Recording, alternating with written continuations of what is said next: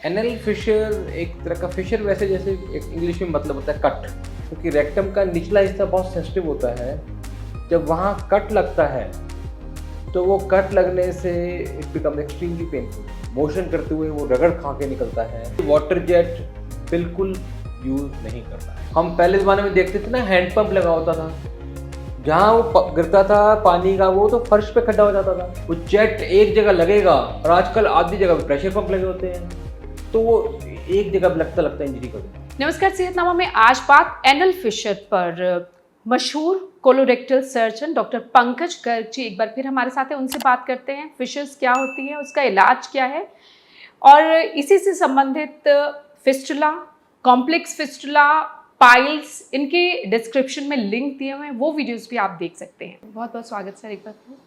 सो anal fissure, सबसे पहले तो बताइए है क्या? एनल फिशर एक तरह का फिशर वैसे जैसे एक इंग्लिश में मतलब होता है कट, तो anal fissure is a cut.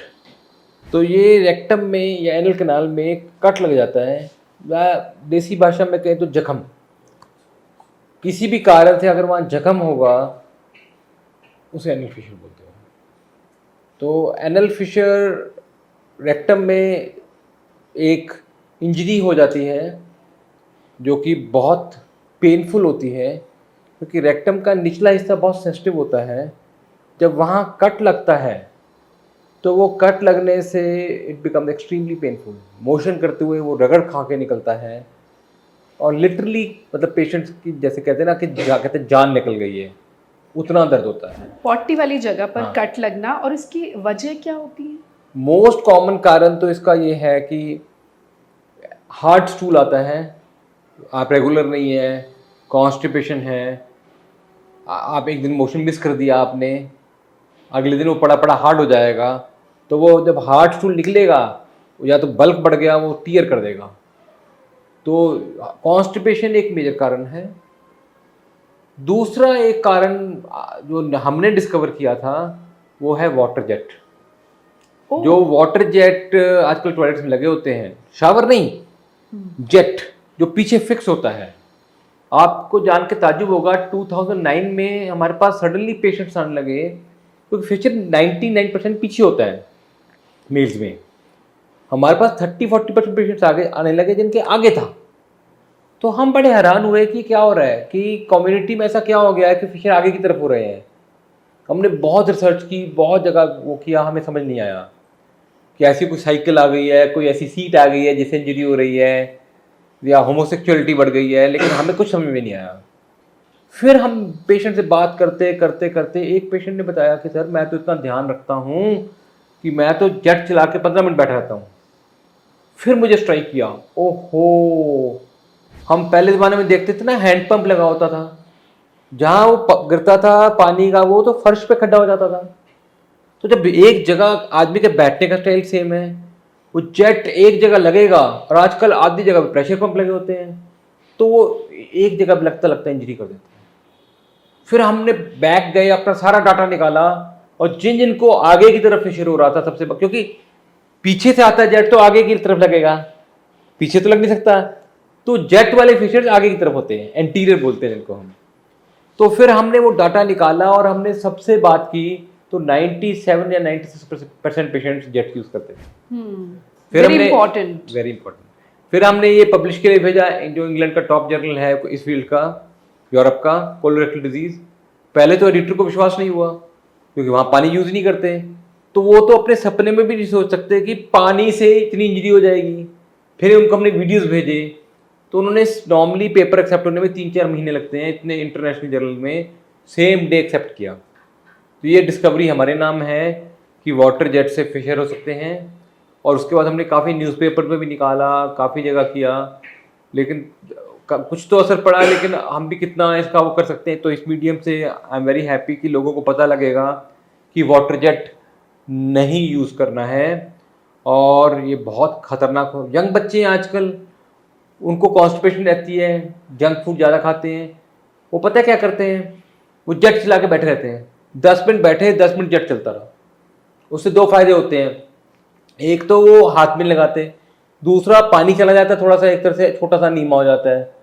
तो ये बहुत खतरनाक है तो ये गलत आदतें हम देख रहे हैं कम्युनिटी में, which are leading to more and more trouble. तो इसीलिए वाटर जेट बिल्कुल यूज नहीं करना है। उसकी जगह हेल्थ फैसिलिटीज जो हैंड शावर है वो सेफ है, क्योंकि वो हाथ में हिलता रहता है, और एक की जगह आपने 15 स्ट्रीम बना दी तो वो एक जगह हिट नहीं कर रहा है। वेरी इंपॉर्टेंट, मतलब एनल फिशेस जो हो रहे हैं, जो पॉटी वाली जगह पर घाव हो जाते हैं, उसकी एक वजह ये भी हो सकती है कि आप जेट यूज कर रहे हैं। अब हम देख रहे हैं, मेरे पास अभी तक तो मैं इंडिया वाले पेशेंट्स में से ध्यान रखता था, अब पीछे कनाडा से पेशेंट आए, उनके भी प्रॉब्लम, कहते हैं हमारे हिंदुस्तानी ने जाके वहां पे भी जेट शुरू कर दिए। मतलब मैंने कहा मैं यहाँ बंद कराने की सोच रहा हूँ, कोशिश कर रहा हूँ, वहां भी शुरू कर दिए उन्होंने। राइट। तो फिर आप जब पेशेंट आपके पास आते हैं तो डायग्नोस कैसे इसका होता है? डायग्नोस बड़ा सिंपल होता है, पेशेंट आके बताता है पेन है, हम चेक करते हैं, अंदर जख्म मिलता है।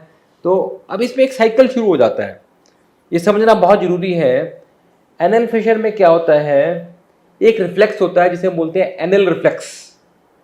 वो क्या होता है कि किसी नॉर्मल आदमी के भी मैं एनएस में सुई लगाऊंगा तो टाइट हो जाएगी। बॉडी में रिफ्लेक्सेस बने होते हैं प्रोटेक्शन के लिए, ताकि भगवान ने ये रिफ्लेक्स बनाया था ताकि कभी इंजरी हो ये टाइट हो जाए, मोशन ना निकल जाए।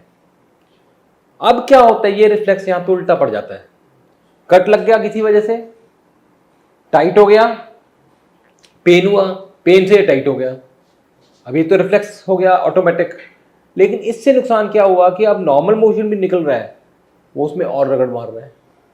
जो पहले आराम से निकल जाता था अब वो रगड़ लगेगी, और रगड़ लगेगी और पेन होगा, और पेन होगा, और स्पाज्म होगा, और टाइट होगा, और टाइट होगा, और रगड़ लगेगी, तो it becomes a vicious cycle.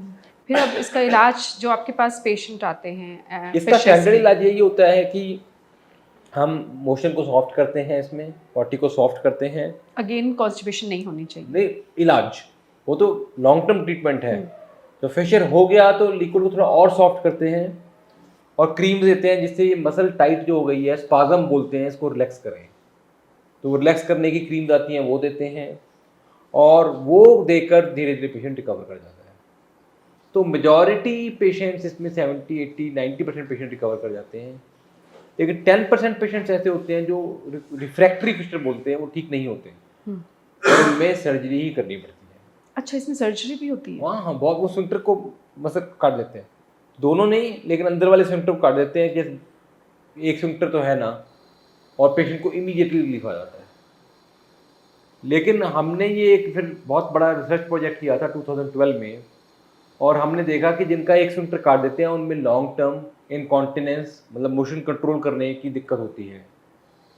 तो फिर हमने रिसर्च शुरू किया कि अगर सर्जरी से बच सकें, तो फिर वो करते करते फिर हमने एक बड़ा अच्छा ट्रीटमेंट निकाला, इसका low back treatment, local and oral antibiotics plus avoidance of constipation. तो ये वर्ल्ड के टॉप जर्नल में पब्लिश हुआ। इसकी हेल्प से हम जो वो 10% 20% पेशेंट में सर्जरी होती है, उनमें से भी 95% को हम बिना ऑपरेशन के ठीक कर देते हैं।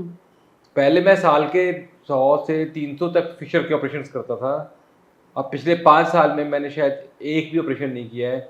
We are able to treat all fissures without surgery. यानी कि फिशर का इलाज बिना सर्जरी के भी हो सकता है। अब जिनकी सर्जरी हो चुकी है उनको किन बातों का ख्याल रखना चाहिए? उनको ये ध्यान रखना है कि ऑब्वियसली, जो बड़ा सिंपल सी बात, कॉन्स्टिपेशन अवॉइड करना है एट ऑल कॉस्ट। हम स्टिपनी रखते हैं गाड़ी में, पंचर 2 साल में एक बार होती है, पर स्टिपनी रोज उठा के घूमते हैं, तो कॉन्स्टिपेशन एक दिन भी आएगी तो नुकसान कर देगी, खासकर इन पेशेंट्स में। और दूसरा, वाटर जेट नहीं यूज़ करना है। तो ये 2 प्रिकॉशंस रखेंगे तो वो ठीक रहेंगे। नई जनरेशन को फाइबर अच्छा दीजिए, वाटर जेट मत अवॉइड कीजिए, बावल रेगुलर टाइम पे जाइए, और डेली जाते हैं तो मिस मत कीजिए, वो एक बड़ा मेजर कारण है। पड़ा मोशन हार्ड हो जाएगा और वो टीयर कर देगा। फिशर्स